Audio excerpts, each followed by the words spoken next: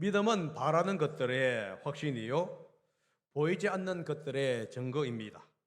이것이 히브리서 11장 1절의 말씀이지요. 오늘 본문은 모세부터 시작해서 라합의 삶을 통해서 이 믿음이란 무엇인가를 가르쳐 주고 있습니다. 다시 말을 해서 11장 1절의 믿음의 정의에 대해서 다시 한 번 더 이 히브리서 저자가 자신이 보는 관점 속에서 설명해 주는데요. 첫째, 믿음은 우리 주위에서 일어나는 모든 일들을 사람의 관점으로 보는 것이 아니라 하나님의 관점으로 생각하고 판단하는 것이다 하는 겁니다. 모세가 태어났을 때에 부모들은 이집트에서 노예 생활을 하고 있었습니다.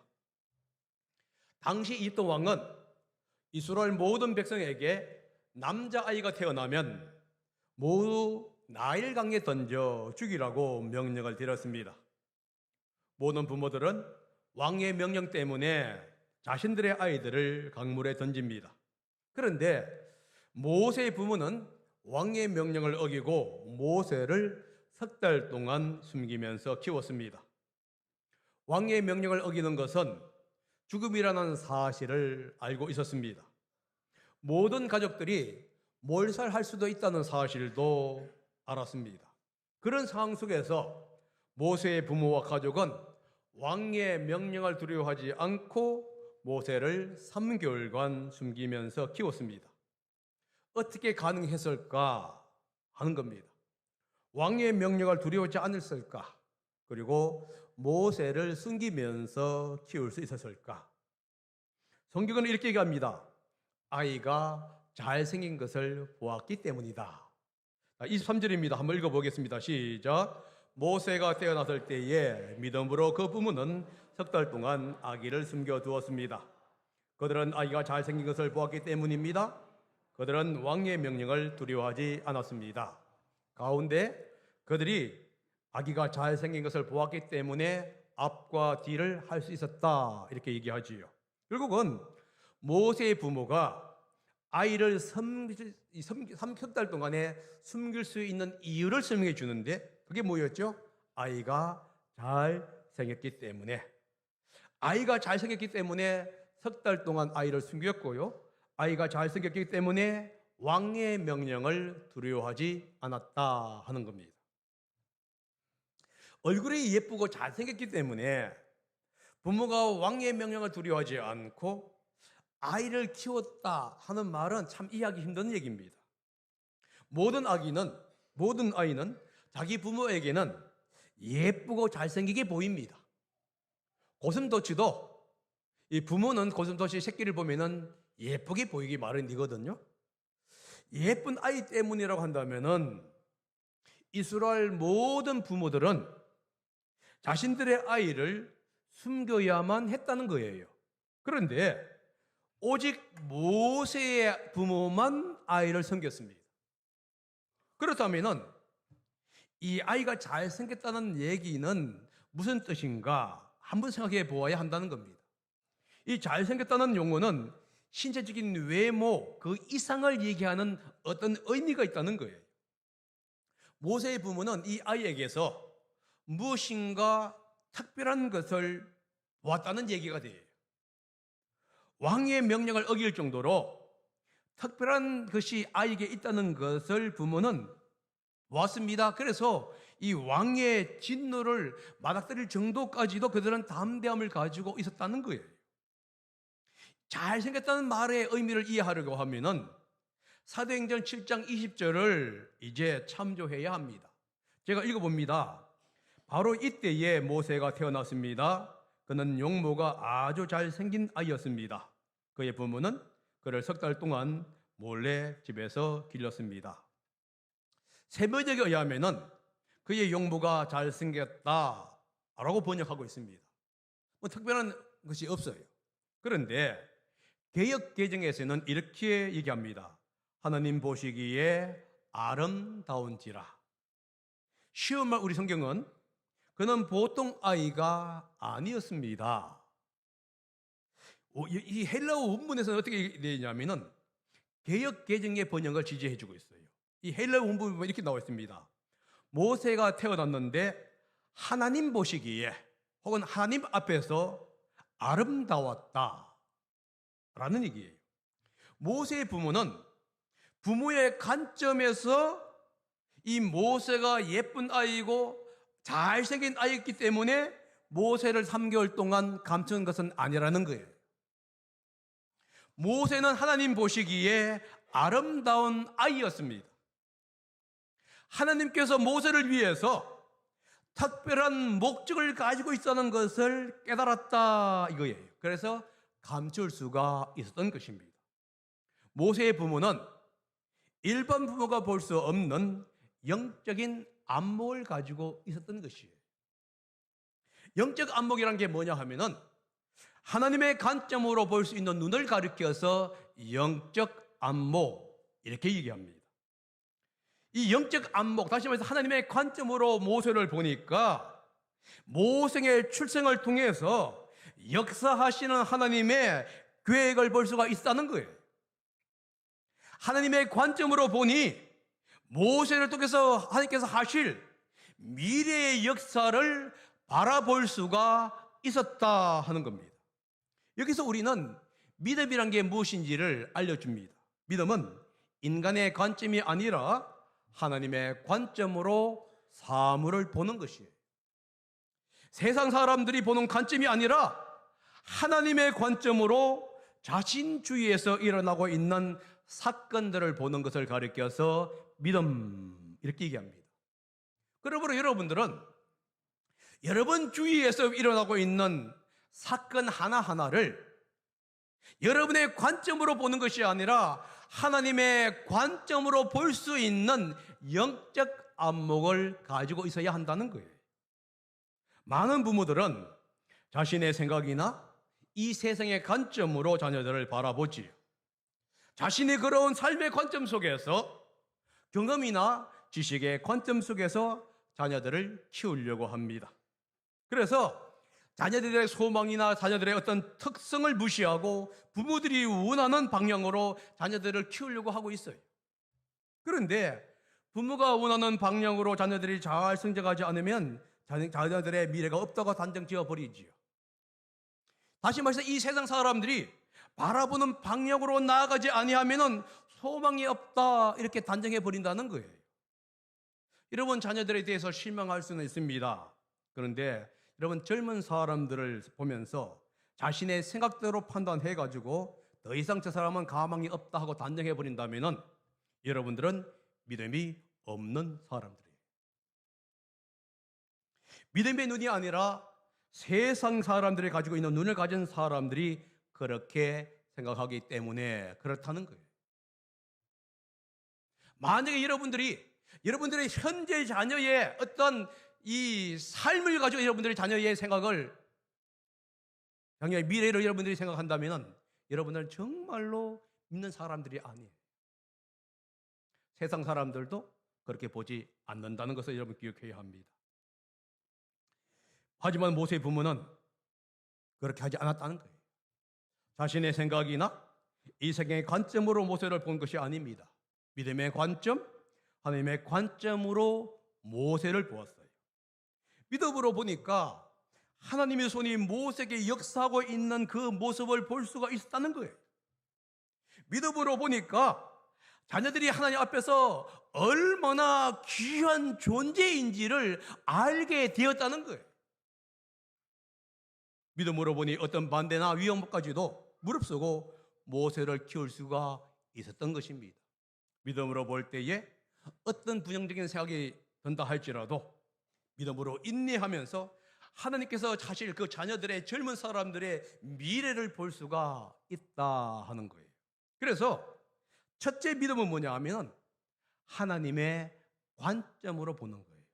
영적 안목을 가지는 것, 이게 바로 믿음의 첫 번째 조건입니다. 그러므로 여러분들이 만약에 믿음의 사람이라고 주장할 수 있다고 주장한다면 여러분들 끊임없이 여러분들이 시야를 통해서 세상을 바라보는 것이 아니라 젊은 사람들을 보는 것이 아니라 하나님의 관점으로 볼 수 있는 그 영적 안목을 길러야 한다는 겁니다.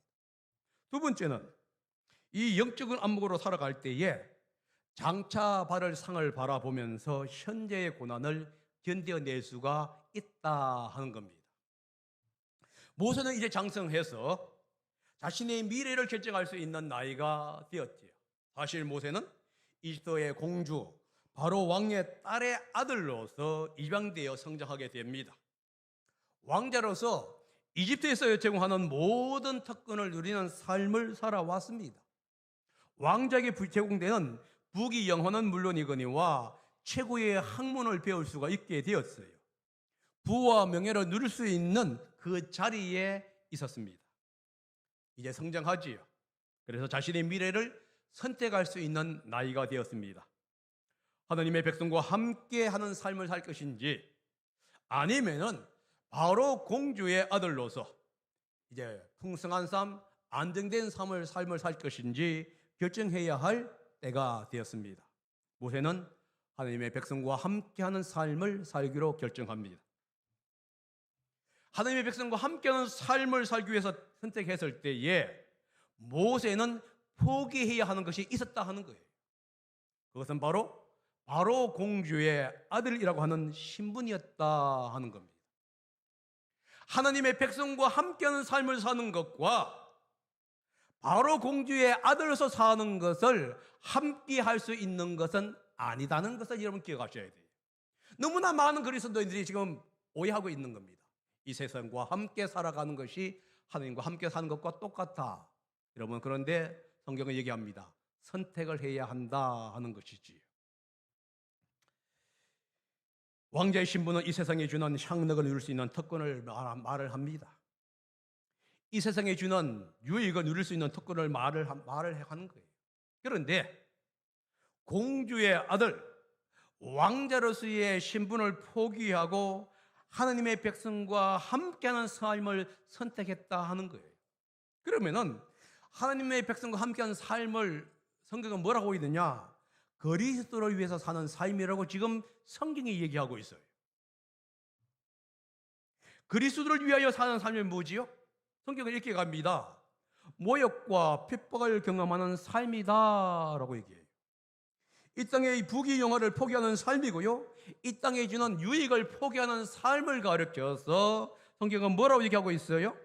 그리스도를 위해서 사는 삶. 어디 있습니까? 26절이지요. 모세는 그리스도를 위하여 받는 길을 택했습니다. 받는 모욕을 이스라엘 재물보다 더 귀하게 여겼다. 이 사실을 여러분 기억하셔야 합니다. 그리스도와 함께 하기 위해서는 이 땅의 것을 포기해야 한다는 거예요. 모세는 그리스도를 위해서 이 땅에 제공하고 있는 복을 포기했어요. 이 세상의 복을 추구하는 사람들에게서 이방인처럼 대우를 받았다 하는 겁니다. 사실 바울이 그랬고, 많은 믿음의 삶을 살았던 사람들이 이 땅의 것을 포기하는 삶을 살아갔던 것입니다. 왜 모세는 이 땅에 주는 모든 것을 포기하면서까지 그리스도와 함께 하려고 했을까? 그리스도와 함께 모욕받는 삶을 자진해서 선택을 했을까? 우리는 궁금합니다. 그 이유를 성경은 얘기하고 있는데, 장차 받을 상을 바라보았기 때문이다 라고 얘기하지요. 25절과 26절입니다. 다 같이 읽어봅니다. 시작. 오히려 그는 잠시 죄악의 향락을 누리는 것보다 하나님의 백성과 함께 학대받는 길을 택하였습니다.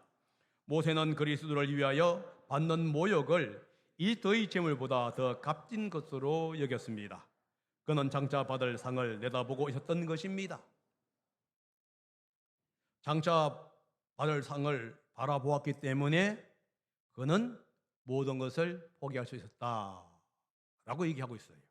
다시 말해서 하늘의 복을 바라보는 믿음이 있었기 때문에 그는 이 땅에서 주는 모든 것을 포기할 수가 있었던 거예요. 모세는 이집트가 주는 최고의 복을 그리스도와 함께하는 모욕보다 더 가치가 없는 것으로 여겼다 하는 거예요. 노아처럼 아직 보지 못하는 것을 추구하는 믿음의 삶을 살았다. 이것이 바로 여러분과 저의 삶과 다른 모세의 삶이었습니다. 그래서 모세를 가리켜서 믿음으로 살았다 이렇게 말씀하고 있는 것이지요. 신실한 자들에게 주시는 상 주시는 하나님을 믿었다는 거예요. 영원한 상을 바라보면서 살았습니다. 그래서 그리스도와 같이 모욕을 받는 삶을 감당할 수 있었던 거예요. 여러분, 그리스도와 함께하는 삶은 고난의 삶이라는 사실을 기억해야만 하는 거예요. 그리스도와 함께하는 삶은 여러분들 이 세상에서 빛과 번쩍하는 삶이 아니라는 것을 기억하셔야 합니다. 하나님의 백성과 함께한다는 것은 고난을 의미합니다. 이 세상은 하나님을 거부하는 세상이에요. 예수 그리스도를 거절하는 세상이 이 세상입니다. 그렇다고 한다면 예수님과 함께한다는 것은 이 세상에서 모욕을 받는 것이고 핍박을 받는 것이라는 것을 여러분 아셔야 돼요. 만약에 여러분들이 예수님을 믿는다고 하면서 이 세상에서 대접받고자 한다면 여러분들은 신앙을 포기해야 하는 것이 맞는 이야기입니다. 모세는 백성과 함께 하는 고난이 세상에 주는 그 어떤 보물보다도 더 가치가 있다고 생각했어요. 그래서 이 핍박받는 일 자체가 즐거운 것은 아닙니다. 그러나 그것을 감당할 수 있었던 거예요. 왜냐하면 더 나은 보상, 하나님이 주시는 그 상을 보았기 때문에 가능했던 것이에요. 사실 더 나은 상을 바라볼 때에 이 세상의 어떤 권세라든가 이 세상의 힘을 두려워하지를 않게 되는 거예요. 모세는 이스라엘 백성들과 함께 이제 이집트를 떠납니다. 이집트가 주는 모든 부귀영화를 버리고 이스라엘 백성들과 함께 고난의 길, 십자가의 길을 걸어갑니다. 모세가 이집트를 떠난 것은 바로 왕을 두려워했기 때문이 아닙니다. 오히려 보이지 않는 분을 인식했기 때문이다. 이렇게 말씀합니다. 27절이죠. 한번 읽어봅니다. 시작. 믿음으로 그는 왕의 분노를 두려워하지 않고 이스라엘을 떠났습니다. 그는 보이지 않는 분을 마치 보는 듯이 바라보면서 견디어냈습니다. 여러분, 여기서 견디어냈다 하는 용어지요.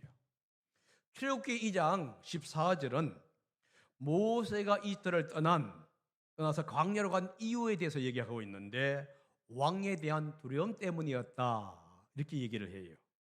그런데 지금 히브리서 저자는 뭐라고 하냐면은 왕에 대한 두려움 때문이 아니라 하나님을 믿는 믿음이 동기가 되었다.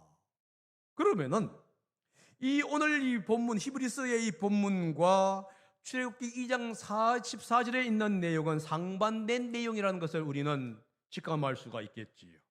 그런데 상반된 내용이 아닙니다.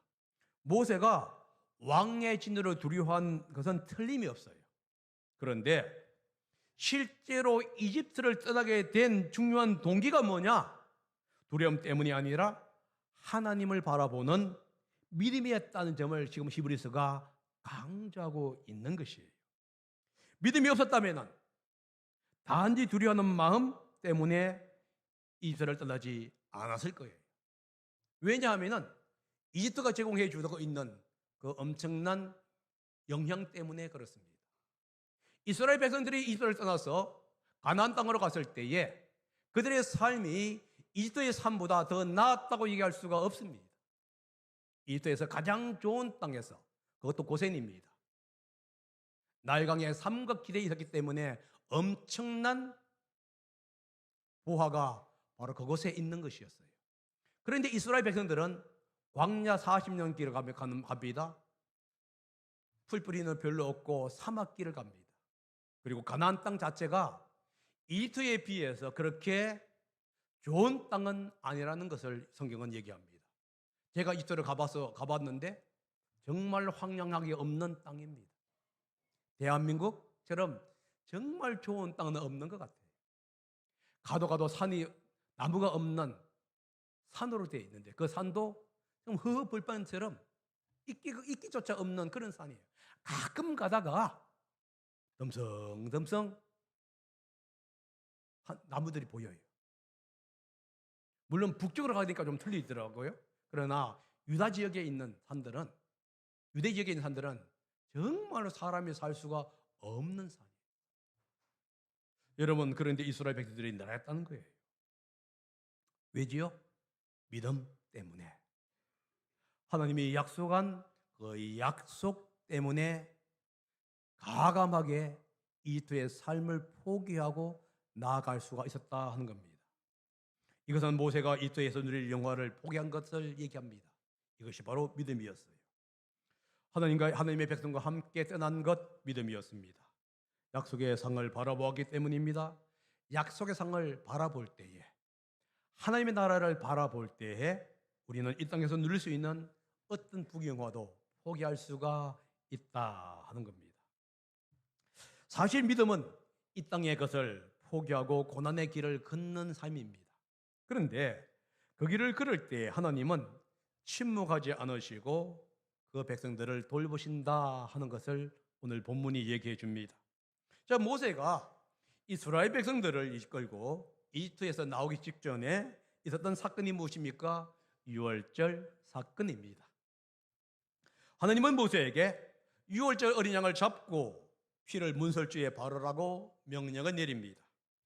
이 명령을 모세는 믿음으로 받아들입니다. 그 결과 맏아들과 첫째 번째 태어난 짐승을 죽이는 그 하나님의 심판으로부터 피할 수가 있었던 거예요. 만약에 모세가 순종하지 않았다면요, 이스라엘 백성들이 순종하지 않았다면 그들은 아마 하나님의 심판을 피할 수 없고 그들도 죽음을 당했을 것입니다. 모세와 이스라엘 백성들이 죽음에서 생명으로 옮길 수 있었던 이유는 뭐냐? 하나님의 말씀에 대한 신뢰였습니다. 하나님께서 명령하신 그 명령을 믿고 순종했기 때문이지요. 그 결과 죽음의 영은 양의 피가 물수조에 발라진 것을 보고 그 집을 건너갑니다. 이제 이스라엘 백성들이 유월절 사건 후에 이집트를 떠나서 홍해로 갑니다. 그런데 이스라엘 백성들을 추격하고 있는 이집트 군인들을 이제 뒤로 만나게 되지요. 앞은 홍해 바다입니다. 뒤는 이집트 군대가 있어요. 진퇴양난에 처한 백성들은 믿음으로 홍해를 건너게 됩니다. 믿음으로 순종했을 때 그들은 모두 무사히 홍해를 건너갈 수 있었는데, 반면에 이집트 군인들은 믿음이 아니라 하나님의 능력을 시험하기 위해서 홍해를 건넜습니다. 그 결과 그들은 모두 다 물에 빠져서 죽게 됩니다. 믿음으로 홍해를 건넜을 때에는 죽음을 이겨낼 수 있었습니다. 그러나 하나님의 능력을 시험하기 위해서 홍해를 건넜을 때 죽음을 맛보는 것이지요. 그러니까 똑같은 홍해를 건넌다 할지라도 믿음으로 건너냐 아니면은 시험하기 위해서 건너냐가 다르다는 것을 기억하셔야 돼요. 여러분과 저의 삶이 이 땅에서의 삶입니다. 홍해와 같은 삶이 될 수가 있어요. 그런데 이 땅을 살아가면서 여러분들이 믿음으로 살아가느냐 아니면은 하나님의 능력을 시험하기 위해서 살아가냐에 따라서 그 결과가 엄청나게 달라진다는 것도 분명한 사실이라는 것을 기억하셔야 합니다. 이제 이스라엘 백성들은 요단강을 건너서 첫 관물인 여리고성을 이제 만나게 됩니다. 당시 성을 공격할 때에 전략과 전술은 뭐냐 하면은 성 바깥에 흙으로 만든 토성을 짓는 것이 특징입니다. 흙으로 만든 인공성을 써가지고 그 성 같은 높이의 성에서 이제 공격해야만이 적군의 성을 공격할 수 있기 때문입니다. 만약에 성으로 만들 수 있는 토성을 만들 수 있는 지형이 안 되었을 때는 이제 사다리를 만들겠죠. 그리고 사다리를 성벽에 놓고 그 위로 올라갑니다. 그렇게 되게 되면 출혈은 엄청나게 큽니다. 그러나 그것밖에는 없지요. 그런데 여리고성을 공격할 때에 여리고성은 사실 이 절벽의 측지가 아니고 마을 한복판에 있는 동네입니다. 하나님은 이상한 전략과 전술을 사용하시는데 이스라엘 백성들에게 성을 한 번씩 돌고 7일간 돌라고 얘기합니다. 그리고는 7일째에는 7번을 돌라고 얘기하지요. 이 전술은 도저히 일반적으로 이 전쟁을 아는 사람의 관점에서는 이해할 수 없는 전쟁의 병법이었단 말이에요. 엉터리 병법이었습니다. 그런데 백성들은 믿음으로 이 병법을 선택합니다. 그 결과 성벽을 무너뜨리고 진경하여서 점령할 수 있었습니다. 그러면서 창녀 라합의 얘기를 하고 있습니다. 라합은 정탐꾼들에게 호의를 베풀어 주지요. 하나님께서 홍해를 마르게 하셔서 이스라엘 백성들을 건너겠다는 소식을 들었습니다. 하나님의 능력을 시험한 이스라엘 군인들은 홍해에서 다 죽었다는 소식도 듣게 됩니다. 요단강 동쪽에 있는 두 왕 시온과 옥을 물신 사건도 이제 듣습니다. 그래서 모든 여리고 성의 주민들은 두려워합니다. 두려워한 나머지 성문도 닫고 사람의 마음도 닫아버리지요. 그런데 라합은 두려워했기 때문에 마음의 문을 하나님을 향해서 엽니다. 정탐꾼들을 숨겨줘요. 똑같이 두려워합니다. 똑같이 무서워하지요. 그런데 어떤 사람은 마음의 문을 닫고 어떤 사람은 마음의 문을 열면서 하나님께 나아간다. 이것이 차이예요. 결과가 무엇이죠? 여러 개 있는 사람들은 다 마음의 문을 닫은 사람은 죽고 라합처럼 마음의 문을 연 사람들은 살게 되었다. 자, 27절에서 31절 이 반복된 얘기가 뭔 얘기죠? 6월절 얘기가 나오고 홍해를 건넌 사건이 나오고 여리고 성의 사건이 나오고 라합이 구원받은 사건을 얘기합니다. 여기에서 공통적으로 특징이 있고 똑같은 결과가 있습니다. 특징이 뭐냐면은 믿음으로 선택했다 하는 것이고요. 결과는 무엇이죠? 죽음을 맛보지 않고 생명을 얻었다 라는 얘기지. 다시 말해서 위협과 죽음으로부터 하나님의 보호하심을 받았다. 이것이 공통된 결과입니다. 믿음은 하나님이 주신 상을 바라보면서 이 땅의 것, 재물과 섬기고자 하는 마음들을 포기하는 거예요. 우리가 이 땅의 것을 포기했을 때에 하나님은 침묵하는 것이 아니라 우리가 포기한 이 땅에서 살아가는 그 삶과 함께 하실 뿐만 아니라 이 땅에서 살아갈 때에 필요한 것들을 도와주시면서 함께 이 광야의 삶을, 인생의 삶을 살아간다고 하는 것을 지금 성경이 우리에게 보여주고 있는 거예요. 물론 고통이 없다는 얘기는 아니에요. 힘들지 않다는 얘기는 아닙니다.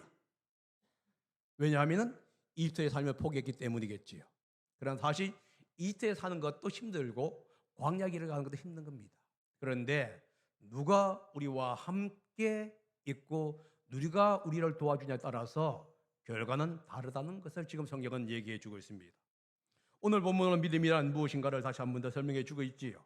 믿음은 세상이 보는 관점이 아니라 하나님이 보는 관점으로 살아가는 삶이다. 이렇게 하나님이 보는 관점으로 살아갈 때, 다시 말해서 믿음으로 살아갈 때에 세상이 주는 것을 포기하고 하나님이 주는 상을 바라보는 삶이 바로 믿음의 삶이라는 거예요. 그렇게 믿음으로 살 때에 이 땅에 주는 복을 포기할 때 하나님은 이 땅에서 우리가 살아가는 삶을 돌봐주시고 함께해 준다. 이것이 오늘 본문입니다. 다시 말해서 믿음을 한마디로 정리하게 되면요, 바라보고 포기하는 거예요. 제가 설교 제목에도 나온 것처럼 바라보고 포기하는 겁니다. 하나님의 관점으로 이 세상을 바라보고 천국의 소망을 바라보는 삶이고요, 이 땅의 것, 이 세상에서 대접받고자 하는 마음들을 포기하는 것, 바로 이것이 믿음입니다. 그렇다고 한다면은 하나님이 주시는 복, 하나님의 상을 받기 위해서 현재 포기할 것이 무엇일까? 우리는 질문해 보아야 합니다.